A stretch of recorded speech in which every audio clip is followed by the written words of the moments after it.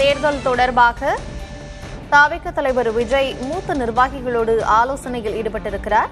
சட்டமன்ற தேர்தலையொட்டி விஜய் 25 நாட்கள் தேர்தல் பரப்புரை செய்ய உள்ளதாக தகவல் வெளியாகியிருக்கிறது.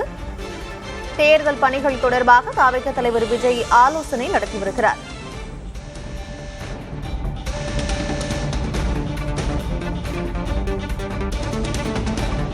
இரண்டாம் கட்ட வேட்பாளர் நேர்காணல் தொடர்பாக ஆலோசனை நடத்தப்படுவதாக தகவல் வெளியாகியிருக்கிறது.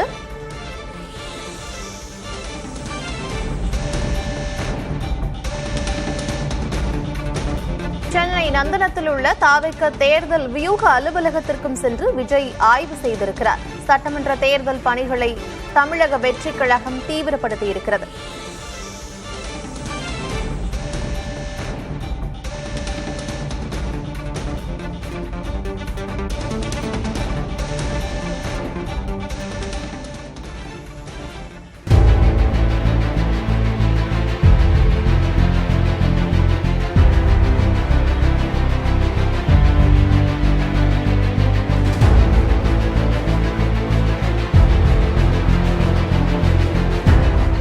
எடப்பாடி பழனிசாமி அவர்கள் முதலமைச்சர் அப்படிங்கிற வார்த்தை ஏன் மோடி வாயிலிருந்து அமித்ஷா வாயிலிருந்து வர மாட்டேங்குது? பாருங்க, அங்க சூரியன் அஸ்தமித்துக் கொண்டிருக்கிறது. அந்த நேரத்துலதான் இதை நம்ம பேசிக்கிட்டு இருக்கோம். கூடிய சீக்கிரம் அந்த சூரியன் கீழே இறங்கிரும். முழுசா எந்த கட்சியாவது உள்ள போயிருக்கான்னு பாத்தீங்களா?